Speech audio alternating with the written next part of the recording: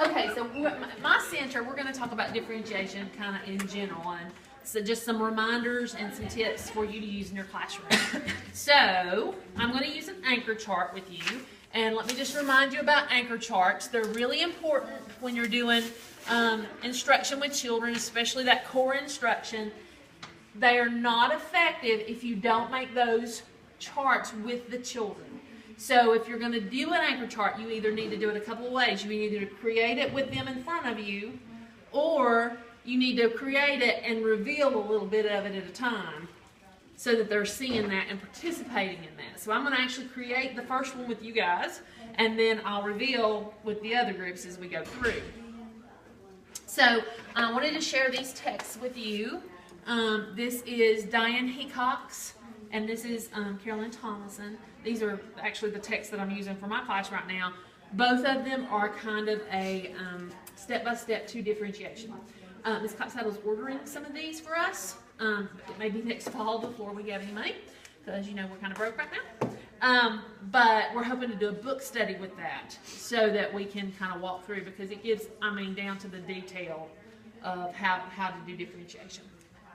This one is a little bit more, she gives lots of resources to use in your classroom to get you to know your kids better, things about mapping, basically the UBD mapping that we are doing with Swain Core, she does that in here. We actually had to do that for our class. Okay, just a reminders about differentiation. So the first thing, because it's Swain County and because Sam says so, we're using our timers, okay?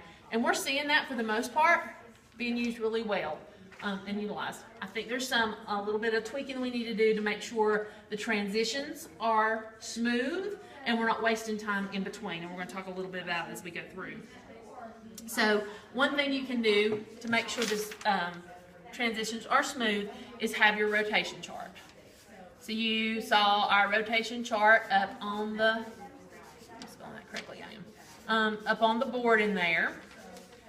It's very important that your rotation chart is somewhere in the room so the kids can see it, because we don't want to spend time in between each rotation saying, Lee, you need to go here, Allison, you need to go here, Patty, you need to go here.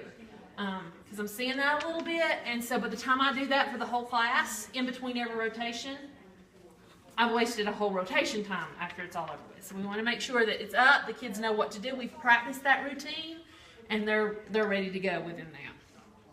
Okay, another thing we want to talk about is grouping. So